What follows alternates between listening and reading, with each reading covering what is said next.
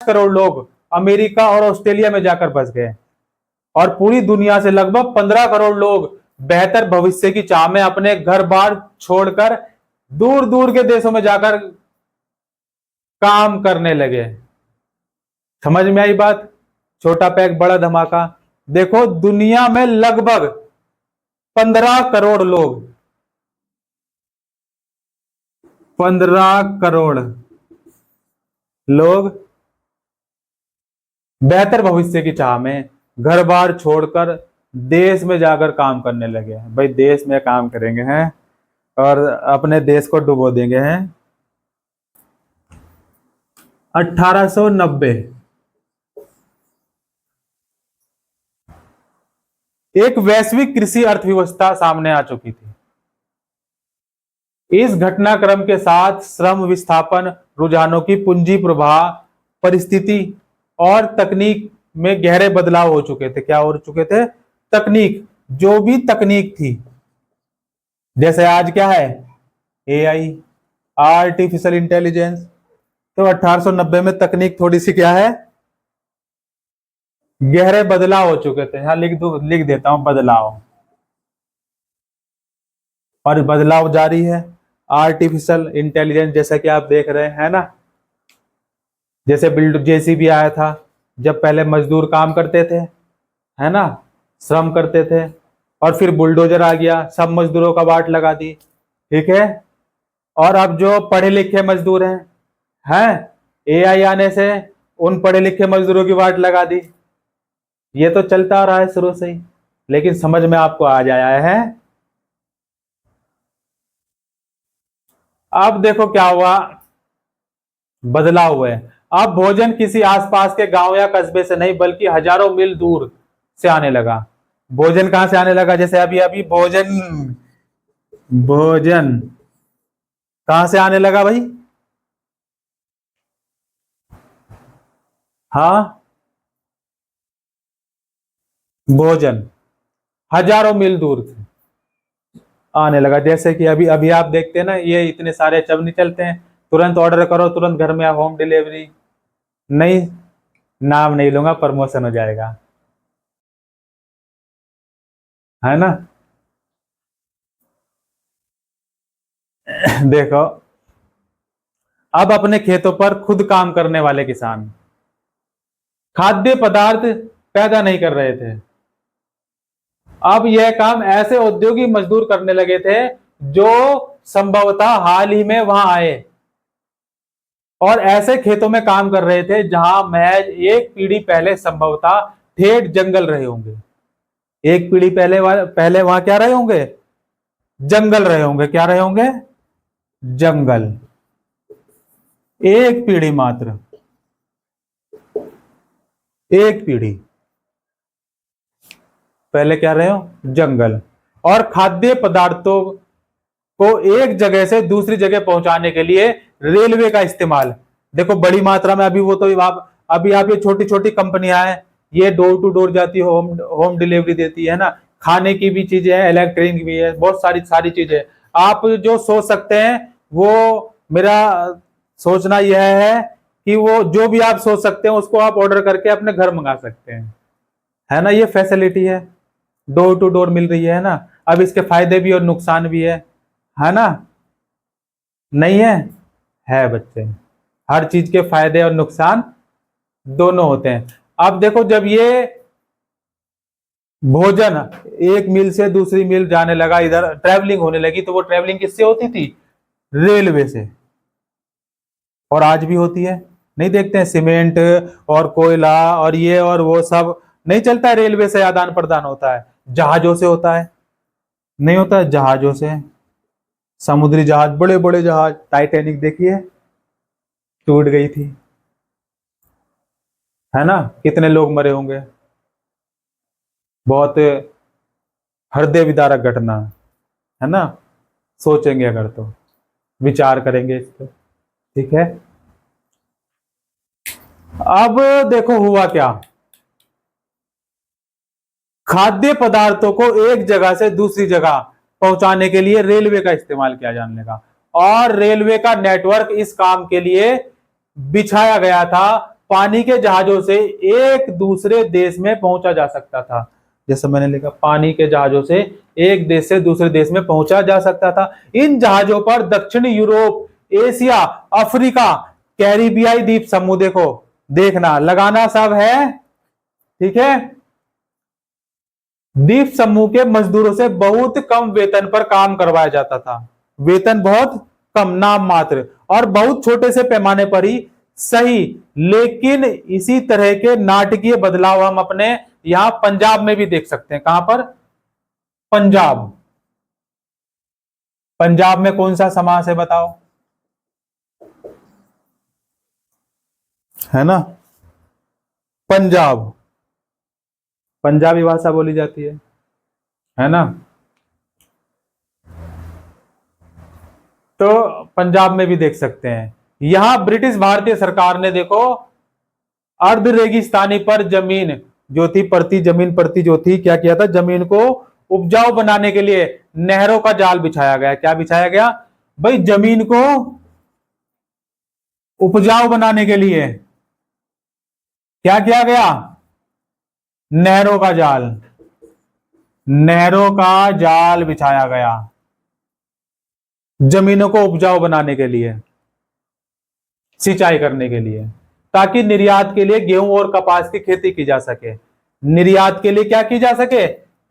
कपास और गेहूं की खेती की जा सके। भाई मिट्टी उपजाऊ होगी तभी तो खेती अच्छी होगी।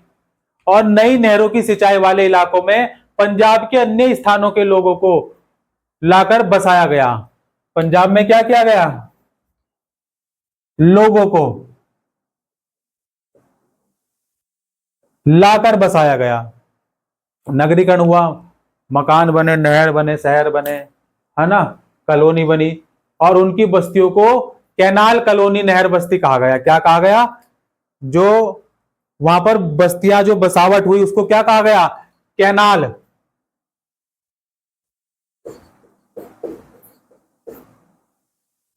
कैनाल।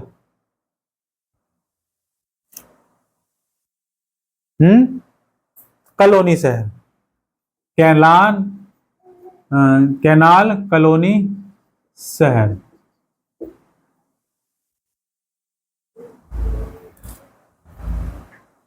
कॉलोनी शहर। और उस समय की थी तो बस्ती लगा सकते हैं हम। क्या लगा सकते हैं? बस्ती कह सकते हैं। आज भी है नई बस्ती, पुरानी बस्ती, उत्तम बस्ती, है ना, नई बस्ती। आज भी देखते हैं आप, उत्तम बस्ती भी है, नई बस्ती भी है ना। तो अब भोजन तो सिर्फ एक उदाहरण मात्र था।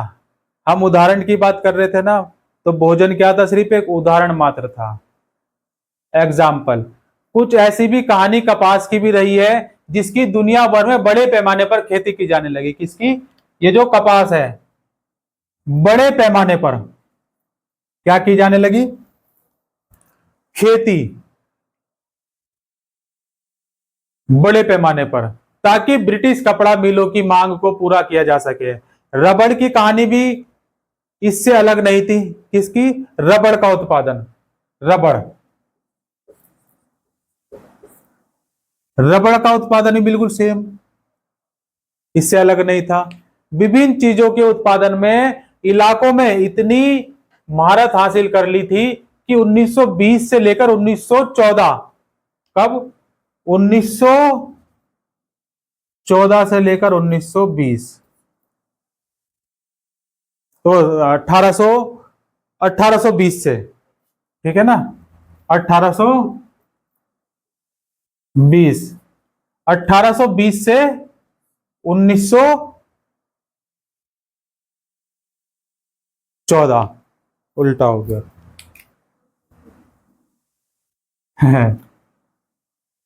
ठीक है, 1920 से 1914 के बीच जो भी विश्व व्यापार में 25 से 40 गुना वृद्धि हो चुकी थी। क्या हो चुकी थी? इस 1820 से लेकर 1914 के बीच विश्व व्यापार में क्या हो चुकी थी? 25 से लेकर 40 गुना, 25% टू 40 मल्टीपल क्या हो चुकी थी? वृद्धि। और इस व्यापार में लगभग 60% का हिस्सा, कितना? 60%, 60% प्राथमिक उत्पादों यानी कि गेहूं और कपास जैसे। प्राथमिक उत्पाद क्या हुए? गेहूं और कपास, गेहूं और कपास। और खनिज में अगर ले लें तो कोयला, कोयला,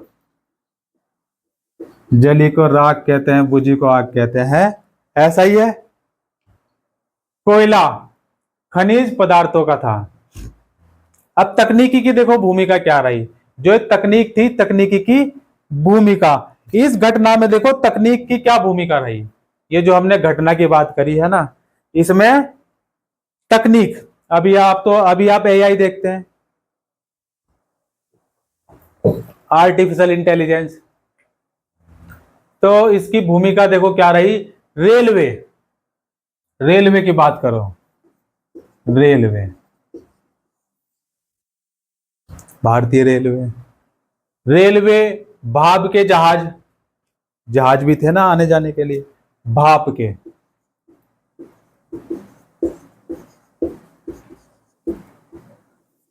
भाप के जहाज, स्टीम। और टेलीग्राफ, टेलीग्राफ, ये सब तकनीक बदलाव बहुत महत्वपूर्ण रहे हैं। कैसे? देखो उनके बिना 19वीं सदी में आए परिवर्तनों की कल्पना नहीं की जा सकती थी।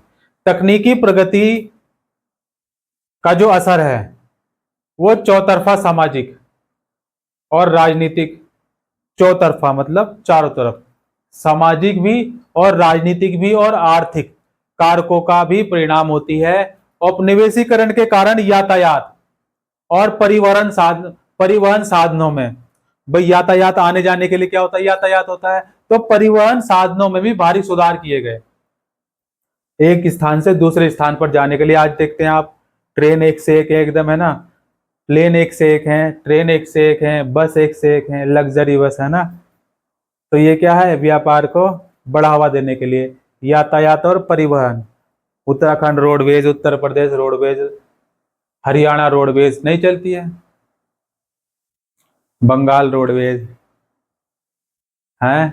वो कह रहा है ऐसे ही तो पाकिस्तान रोडवेज भी होगी, लेकिन पाकिस्तान तो धूल में मिलने वाला है भविष्य में, है ना। ऐसी भविष्यवाणी होनी शुरू हो गई, है ना। तो प्रगति का असर देखो चौतरफा पड़ा। और कारण क्या रहे?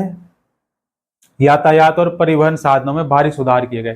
तेज चलने वाली रेलगाड़ियां बनी, देख रहे हैं आज कितनी तेज चलने वाली रेलगाड़ियां बनी है। और जो बोगियों का भार कम किया गया, जलपोतों का आकार बढ़ा दिया गया। जलपोत, जहां जहाज इकट्ठा होते हैं, जलपोतों का क्या किया गया? भाई स्टेशन जैसे बस स्टैंड में जाते हैं तो क्या होता है? बस मिलती है ना। अब बस स्टैंड में जाएंगे, जहाज तो मिलेगा नहीं, जहाज एयरपोर्ट पर मिलेगा, ठीक है। तो ऐसे ही जहाज, कौन सा जहाज? एक उड़ाने वाला होता है और एक जाने वाला होता है ना। हवाई जहाज होता है। और जल वाले जहाज को क्या बोलते हैं? जल जहाज, जल परी। हाँ, देखो रेलगाड़ियां बनी आधुनिक, देखते हैं आप जापान की ये हो गई एक्सप्रेस, जितनी भी, इतनी सारी रेलगाड़ियां आप सर्च करके देख लेना, बहुत सारी है, ढेरों ढेरों रेलगाड़ियां हैं आज के समय की अगर हम बात करें, ठीक है ना। और जलपोतों का भी आकार बढ़ा दिया गया है, जिससे भी किसी भी उत्पादन को खेती से दूर के बाजारों में कम लागत पर और ज्यादा आसानी से पहुंचाया जा सके, एक जगह से दूसरी जगह पर पहुंचाया जा सके। मांस उत्पादन, मांस उत्पादन के व्यापार में देखो इस प्रक्रिया का अंदाजा मिलता है। अच्छा, कैसे? 1870 के दशक तक। कब तक? 1870, 1870 के दशक तक अमेरिका से यूरोप को मांस का निर्यात नहीं किया जाता था। अमेरिका से यूरोप को मांस का निर्यात नहीं किया जाता था। उस समय केवल जिंदा जानवर ही भेजे जाते थे। क्या भेजे जाते थे? जिंदा जानवर। जिंदा जानवर, जानवर एक मूवी भी है ना।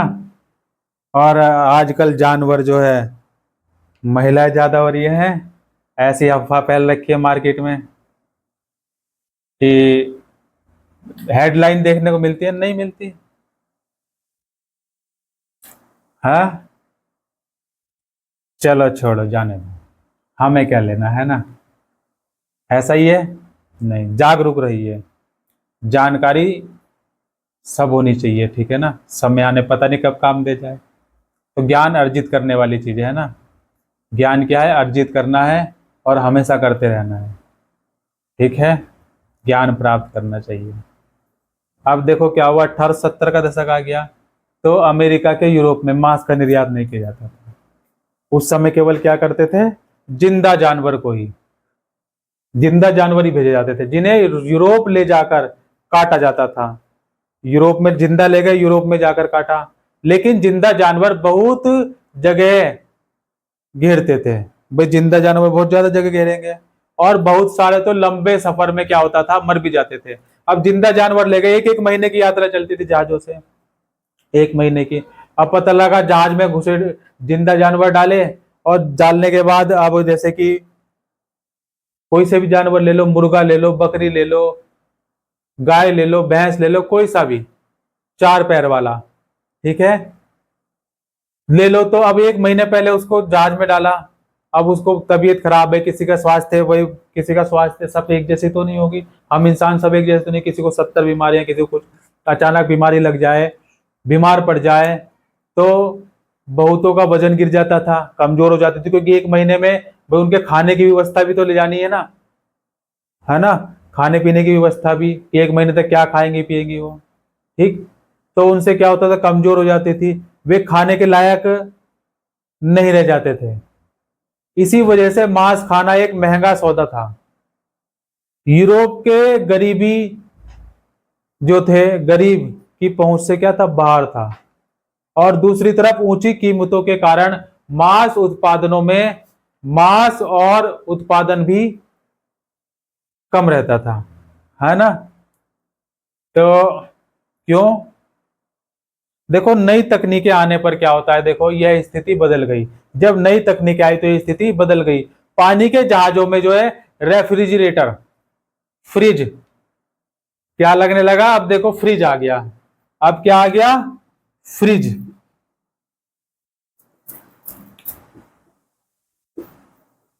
कूलर, है ना, वर्तमान, ज्यादा उसका नहीं, ठीक है ना, समझने के लिए, है ना, ताकि आप अच्छे से समझ पाए, ठीक है।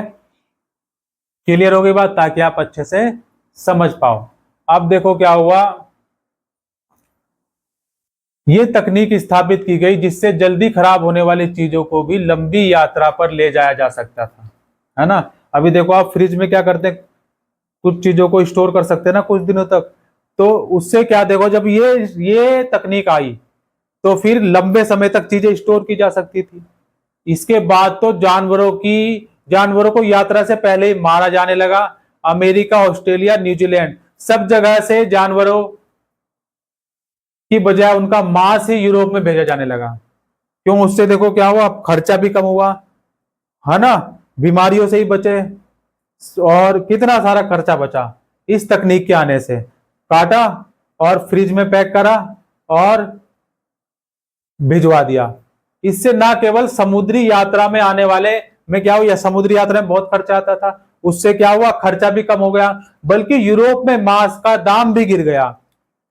पहले दाम ऊंचा था तो दाम भी गिर गया, और यूरोप के गरीबों को ज्यादा विविधतापूर्ण खुराक मिलने लगी। पहले उसके पास सिर्फ आलू और ब्रेड होते थे। पहले क्या होते थे उसके पास खाने के लिए, आलू कचालू बेटा कहाँ गए थे, बंदर की टोकरी में सो रहे थे, आलू, है ना, और ब्रेड। ब्रेड अब का थोड़ी है ना, पहले से चला आ रहा है। अब उसके पास मांस भरपूर हो गया, ठीक है। और पहले से देखो, जब हम, अगर हम अपने इतिहास को खंगालेंगे तो क्या पता चलेगा कि जानवर, हम जो इंसान है मांसाहारी भी हैं शाकाहारी भी हैं, कुछ जानवर शाकाहारी भी हैं मांसाहारी भी हैं।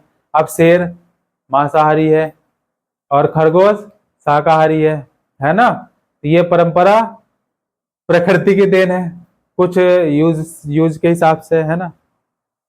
ठीक नहीं, ऐसा नहीं है। ठीक है, अब देखो क्या हुआ। अब स्टोर हो सकती थी चीजें, तो चीजों को ट्रांसपोर्ट किया जाने लगा और उनमें फायदा खर्चा भी कम हुआ। और अब देखो क्या जाना होने लगा, यूरोप को फटाफट फटाफट भेजने लगे। समुद्री यात्रा में भी खर्चा कम हुआ और गरीबों को ज्यादा मांस मिलने लगा। पहले तो आलू और ब्रेड पर ही निर्भर रहते थे। अब देखो क्या हुआ, भोजन में मांसाहार और मक्खन व अंडे भी शामिल हो गया। क्या हो गया, अब देखो भोजन में, अभी तक तो क्या चल रहा था, आलू ब्रेड ये सब चल रहा था, आलू का चालू बेटा कहाँ गए थे। अब उसके साथ मांसाहार मक्खन व अंडे। क्या हुआ, मांसाहार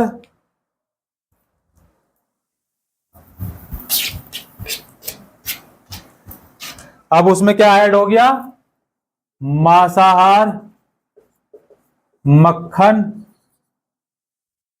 अंडे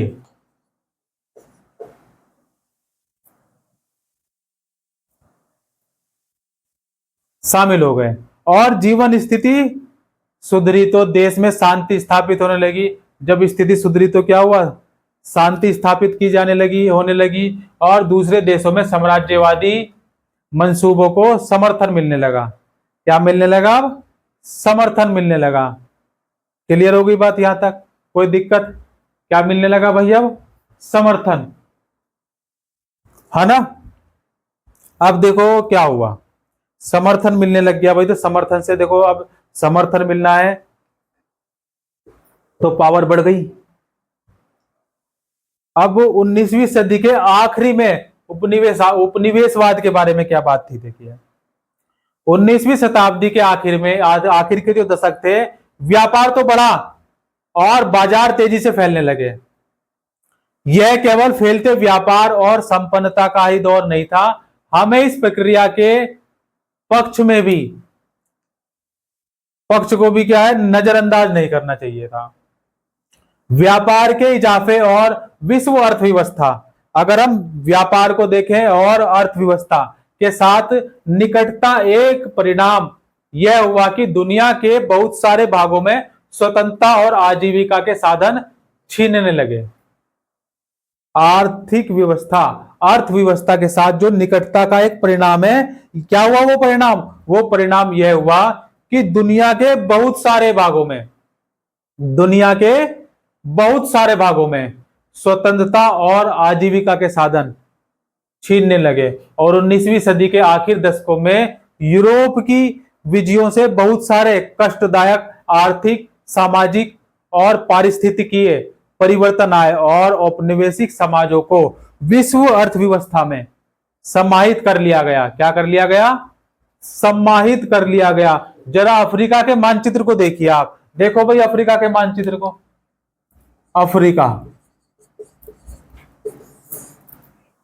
अफ्रीका गए हो कभी अफ्रीका, देखो अफ्रीका के लोग कैसे होते हैं, है ना। अफ्रीका का इतिहास पढ़ो, हाँ अफ्रीका का इतिहास पढ़ो, ठीक है। तो अफ्रीका गए नहीं कोई देखो अगर आप मानचित्र को देखेंगे तो क्या पाएंगे, देखो वो रहा मानचित्र, क्या है वहां, देखो आप क्या पाएंगे कि वहां के कुछ देशों की सीमाएं तो बिल्कुल सीधी लकीर जैसी है।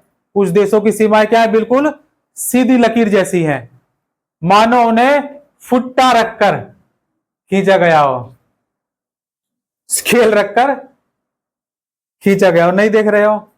और दुर्भाग्यवश यह हुआ भी था, अफ्रीका पर कब्जे की कोशिश में लगी प्रतिद्वंदी जो यूरोपीय ताकतों ने क्या किया, अपने अपने इलाके बांटने के लिए प्रायः इसी तरीके का सहारा लिया। 1885 में, कब, 1885 क्या है, 1885 1885 में यूरोप ताकतवर देशों की बर्लिन में एक बैठक हुई।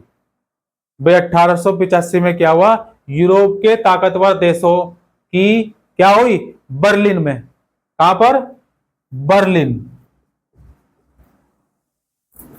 बर्लिन में क्या हुई, बैठक।